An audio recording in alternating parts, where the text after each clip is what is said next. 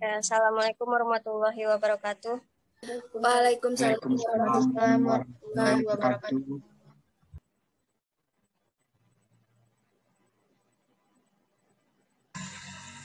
Puji syukur kehadirat Allah Subhanahu wa Ta'ala yang telah memberikan rahmat dan hidayahnya sehingga kami dari kelompok 4 dapat menyelesaikan tugas yang berjudul kesetaraan gender dalam pekerjaan rumah tangga.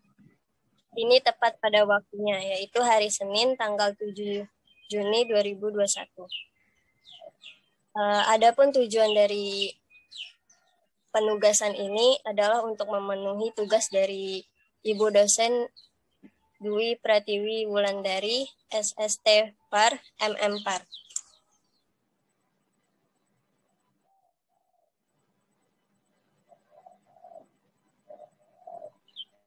Yaitu pada mata kuliah Ilmu Kesejahteraan Keluarga.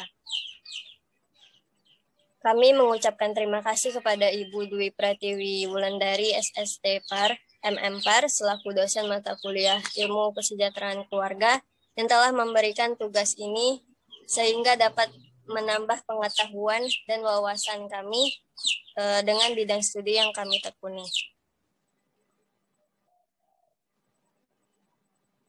Next, Din.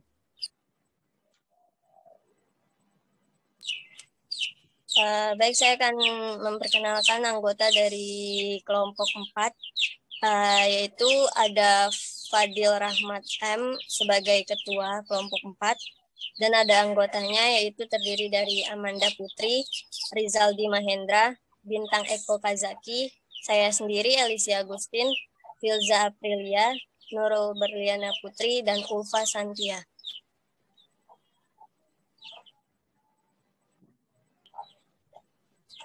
Untuk pembahasan dari kelompok 4 sendiri yaitu ada 3. Yang pertama terdiri dari latar belakang, tujuan, dan manfaat.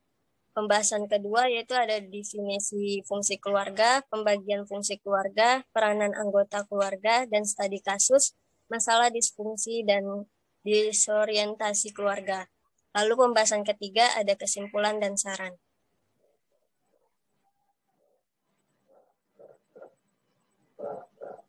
Pertama yaitu pendahuluan.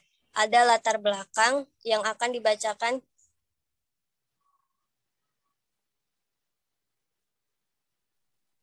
yang akan dijelaskan oleh Arizaldi Mahendra. Kepada Arizaldi dipersilakan. Itu latar belakang. Pekerjaan rumah tangga bagian penting dalam keseharian berumah tangga. Alasan yang sering didapat oleh orang yang butuh rumah tangga adalah sibuk, kurangnya keterampilan, malas. Sekian dari saya. Terima kasih.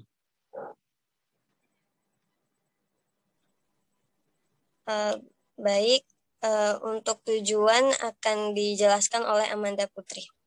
Pada Amanda dipersilakan. Baik, saya akan menjelaskan bagian tujuan. Tujuan dari makalah ini untuk menjelaskan bahwa pekerjaan rumah tangga tidak semata-mata hanya untuk kaum wanita, tetapi juga untuk kaum pria pun tetap bisa melakukannya. Tidak perlu malu untuk melakukan pekerjaan tersebut karena pekerjaan rumah tangga bisa dilakukan bersama-sama. Sekian. Lalu untuk poin yang terakhir, yaitu manfaat akan dijelaskan oleh Ulfa Santia. Pada Ulfa, dipersilakan. Baik, saya akan menjelaskan manfaat dari tugas ini. Dengan penulisan makalah ini diharapkan bisa menjadi referensi ataupun rujukan dan bisa menambah wawasan serta pengetahuan teman-teman baik pembaca, penulis tentang fungsi keluarga, disfungsi keluarga, dan juga disorientasi keluarga. Sekian.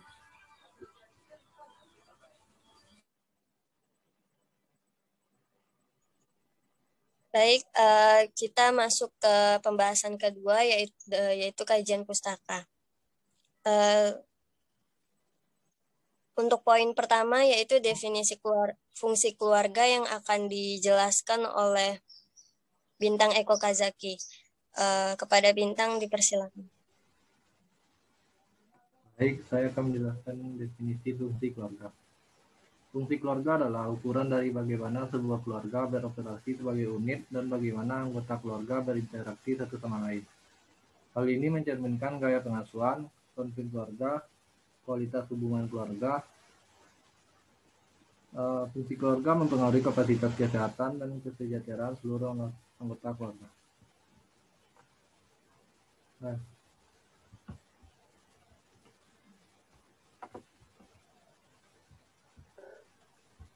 Baik, untuk poin kedua yaitu pembagian fungsi keluarga yang akan dijelaskan oleh Nurul Berliana Putri. Pada Nurul dipersilakan.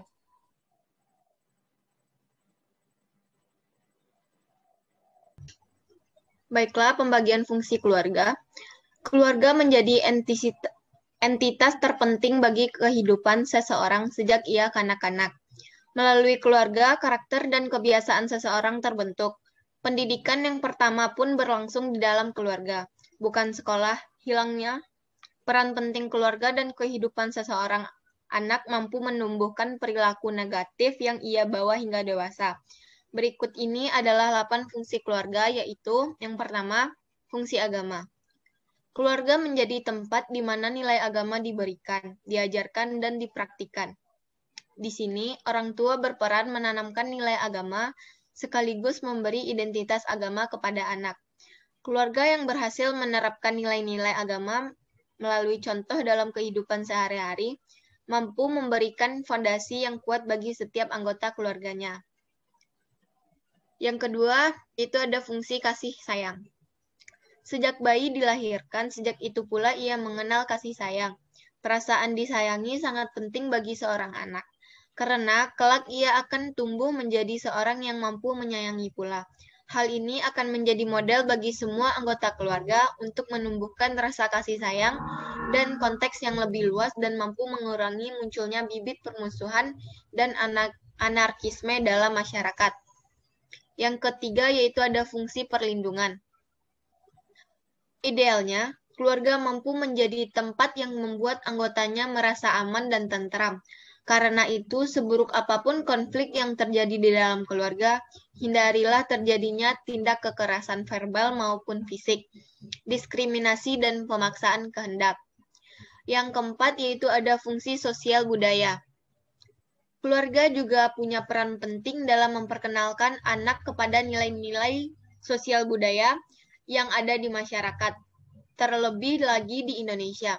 Sopan santun sangat diajarkan tinggi dengan berbagai macam norma, adat istiadat, dan budi pekerti yang berlaku di masyarakat. Dari anggota keluarga yang lebih tualah anak yang bisa belajar bagaimana harus bersikap terhadap orang yang lebih tua dan mempelajari hal-hal yang pantas dan tidak pantas untuk budayanya. Yang kelima yaitu ada fungsi reproduksi. Salah satu tujuan sebagian besar untuk umat manusia untuk berkeluarga adalah untuk mendapatkan keturunan. Melalui pernikahan yang sah, keluarga menjadi entitas yang mampu menghasilkan generasi penerus bangsa. Pendidikan seks sejak dini dan menghargai lawan jenis perlu ditanamkan dalam keluarga. Yang keenam yaitu ada fungsi sosialisasi dan pendidikan. Keluarga menjadi tempat pertama seorang anak belajar bersosialisasi dengan orang lain, yaitu orang tua dan saudara-saudaranya.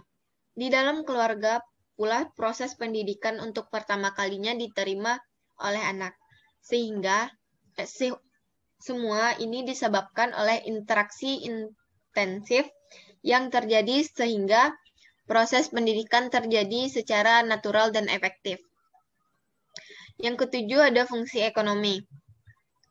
Kondisi ekonomi sebuah keluarga biasanya mempengaruhi keharmonisan keluarga. Karena itu mengajarkan anak untuk berhemat dan menumbuhkan jiwa wirausaha akan membuat mereka kelak dapat cerdas secara finansial. Yang kedelapan ada fungsi pembinaan lingkungan. Gaya hidup ramah di Gaya hidup ramah lingkungan dapat terwujud jika ditanamkan sejak dini dalam lingkungan keluarga. Begitu juga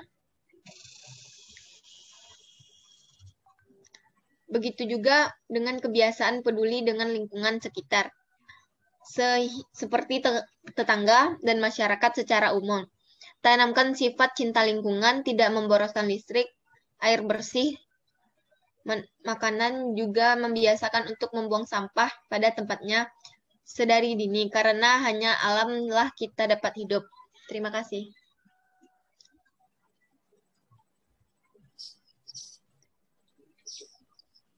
Baik, untuk poin yang ketiga yaitu peranan anggota keluarga yang akan dijelaskan oleh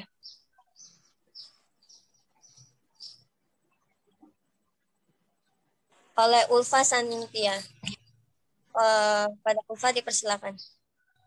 Baik, peranan anggota keluarga, baik kepala keluarga maupun anggotanya itu sangat berperan penting bagi keutuhan sebuah keluarga. Kepala keluarga berperan membina dan membimbing anggotanya untuk beradaptasi dengan lingkungan, baik fisik ataupun lingkungan budaya di mana ia tinggal. Anggota keluarga berinteraksi satu sama lain dan masing-masing mempunyai peran sosial, yaitu suami istri, anak-anak, kakak, dan serta keluarga lainnya. Mereka mempunyai tujuan yaitu menciptakan, mempertahankan budaya, serta meningkatkan perkembangan fisik, psikologis, dan sosial anggota. Bila semua anggota sudah mampu beradaptasi dengan lingkungannya, maka kehidupan masyarakat akan tercipta menjadi kehidupan yang tenang, aman, dan tentram. Sekian.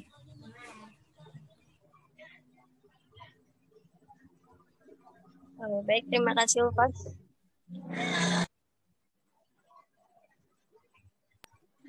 Dan untuk poin yang keempat, yaitu studi kasus masalah disfungsi dan diorientasi keluarga, kelompok 4 mengangkat dengan tema yaitu kesetaraan gender dalam pekerjaan rumah tangga.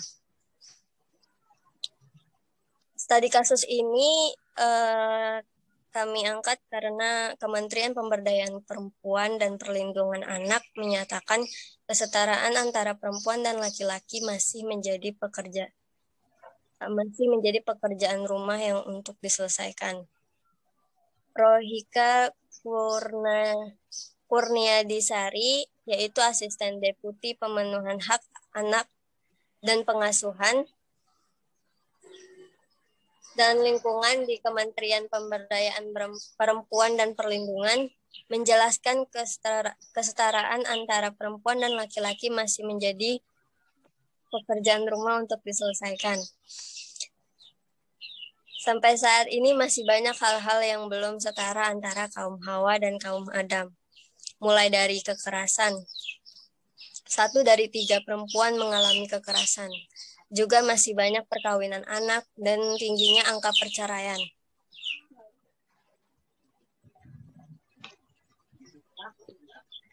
Pemerintah Indonesia telah menetapkan 2045 sebagai tahun Indonesia Emas, sebagai target terwujudnya kesetaraan antara perempuan dan laki-laki. Kesetaraan selanjutnya adalah bagaimana perempuan dan laki-laki sama-sama mendapatkan 4 hal, yaitu akses, partisipasi, kontrol, dan mendapatkan manfaat. Kesetaraan antara perempuan dan laki-laki tersebut perlu dibangun mulai dari keluarga.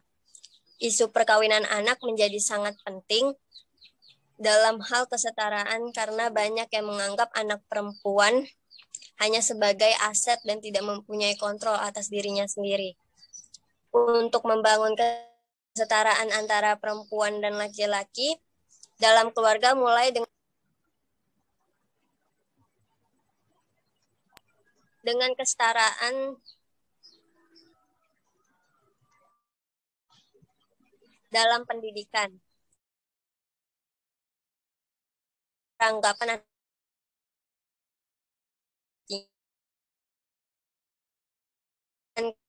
dalam hal berpendapat.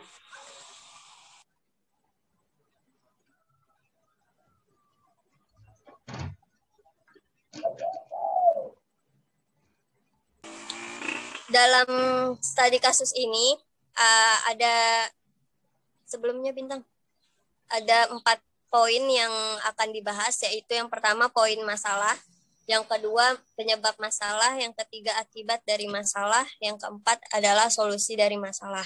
Untuk poin pertama yaitu poin masalah akan dijelaskan oleh Fadil. Pada Fadil dipersilakan. Untuk poin masalah, pekerjaan rumah tangga juga bisa menjadi sumber masalah rumah tangga. Kebanyakan suami bekerja di luar rumah, menjalani lebih dari satu pekerjaan. Penting secara adil untuk membagi tugas dengan rumah. Suami dan istri adalah sama-sama bertanggung jawab atas segala sesuatu dalam hidup bersama. Kebahagiaan bagi salah satu dari keduanya adalah juga kebahagiaan adalah kesusahan bagi yang lain. Hendaknya kerjasama antara keduanya dibangun di atas dasar cinta, kasih sayang tulus. Adapun beberapa kondisi menyebabkan seorang bapak berperan menjadi bapak rumah tangga. Pertama, satu pekerjaan mengurus rumah dan mengasuh anak. Misalnya, karena terkena pemutusan hubungan kerja. Kedua, bapak bekerja di rumah karena memiliki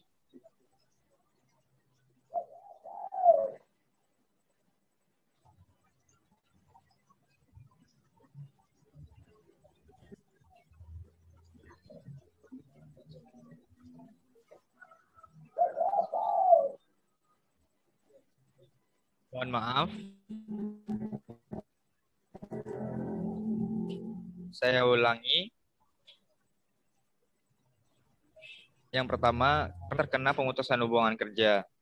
Kedua, bapak bekerja di rumah karena memiliki karir yang lebih fleksibel. Misalnya, seniman, peneliti, penulis online trader, musisi, dan profesi lainnya yang memungkinkan bapak memiliki banyak waktu di rumah. Ketiga, seorang bapak yang cuti bekerja untuk melanjutkan kuliahnya di waktu-waktu tertentu dan lebih banyak berada di rumah. Keempat, dan bahkan memerintah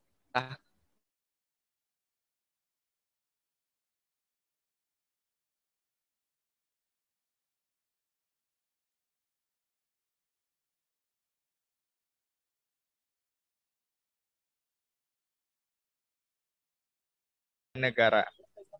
Kini statusnya mulai dikritisi dan dipertanyakan dasar legitimasinya. Menurut penganut kesetaraan gender, tidak ada dalil yang menetapkan bahwa kepemimpinan merupakan hak mutlak pria. Juga sebaliknya, dalil yang melarang wanita menjadi pemimpin.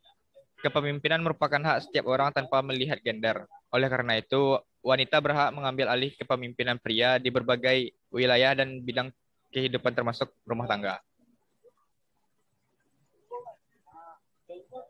Baik, terima kasih Fadil. Untuk poin yang kedua, yaitu penyebab masalah yang akan dijelaskan oleh Filza Aprilia. Pada Filza dipersilahkan. Baik, untuk penyebab, problem pernikahan dan keluarga amat banyak sekali, dari yang kecil sampai yang besar. Dari sekadar pertengkaran kecil sampai ke perceraian dan keruntuhan kehidupan rumah tangga yang menyebabkan timbulnya broken home. Penyebabnya bisa terjadi dari kesalahan awal pembentukan rumah tangga pada masa-masa sebelum dan menjelang pernikahan. Bisa juga muncul di saat-saat mengarungi bahtera kehidupan berumah tangga. Dengan kata lain, ada banyak faktor yang menyebabkan pernikahan dan pembinaan kehidupan berumah tangga atau berkeluarga itu tidak baik, tidak seperti diharapkan, tidak dilimpahi mawaddah warahmah, tidak menjadi keluarga sakinah. Berikut juga beberapa penyebab lain dari adanya disfungsi dalam keluarga, yaitu yang pertama, komunikasi yang tidak efektif. Yang kedua, orang tua yang terlalu sibuk dengan bekerja. Ketiga, konflik dalam rumah tangga. Keempat, terjadinya perceraian. Sekian, terima kasih. Baik, terima kasih pada Filza. Untuk poin yang ketiga, yaitu akibat dari masalah, yang akan dijelaskan oleh Amanda Putri. Pada Amanda dipersilahkan. Baik, yang akibat permasalahan dalam kesetaraan gender dalam pekerjaan rumah tangga merupakan hal yang wajar. Tetapi untuk beberapa daerah itu akan menjadi suatu masalah. Karena ada beberapa daerah yang menganggap bahwa jika laki-laki melakukan pekerjaan rumah tangga, maka harga diri laki-laki tersebut akan rusak. Sekian. Baik, untuk poin yang keempat, yaitu solusi dari masalah yang akan dijelaskan oleh Nurul Berliana Putri. Pada Nurul, dipersilakan. Baiklah, solusi untuk masalah.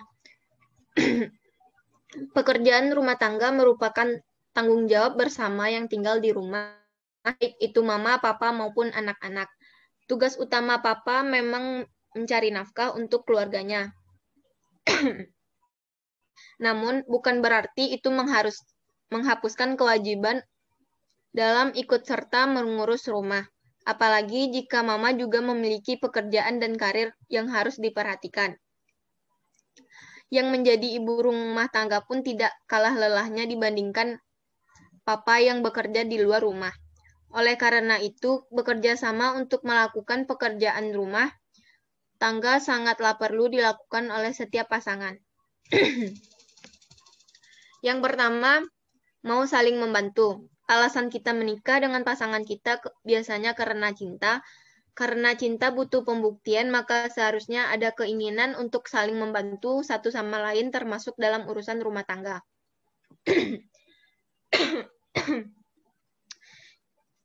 Yang kedua, diskusikan pembagian tugas. Tidak usah terlalu terpaku dengan pekerjaan berdasarkan pada gender. Berfokuslah dengan kelebihan dari pasangan. Apabila suami lebih pintar memasak dan istri lebih ahli dalam mengurus taman, maka tidak ada salahnya jika melakukan keahlian masing-masing.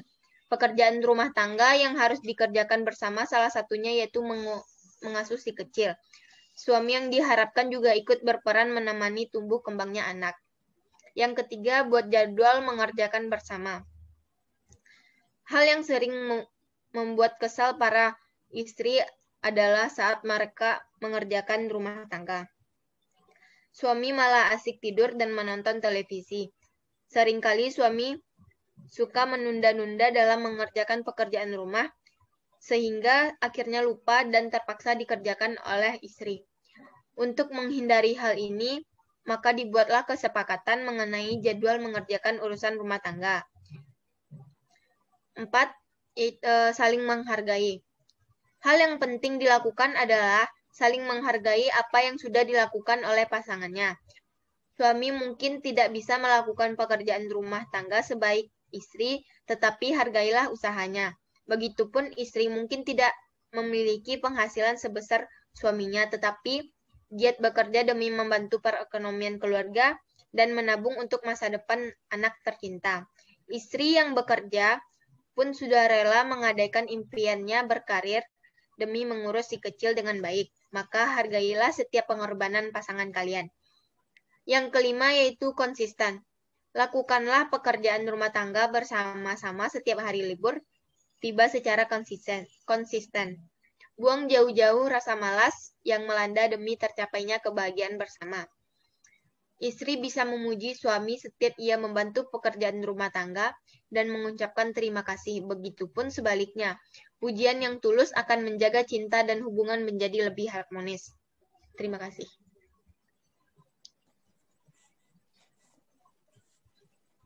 Baik, untuk pembahasan dengan poin terakhir yaitu penutup, terdiri dari kesimpulan dan saran. Untuk poin kesimpulan akan dibantu jelaskan oleh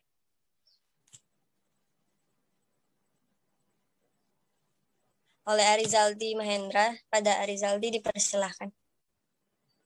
Baik, kesimpulan. Kesimpulannya adalah pekerjaan rumah tangga dapat dibagi dengan suami atau bisa memperkerjakan orang lain yang bisa dipercaya untuk membersihkan rumah, mulai dari memasak, bersih-bersih, merapikan tempat tidur, dan lain-lain.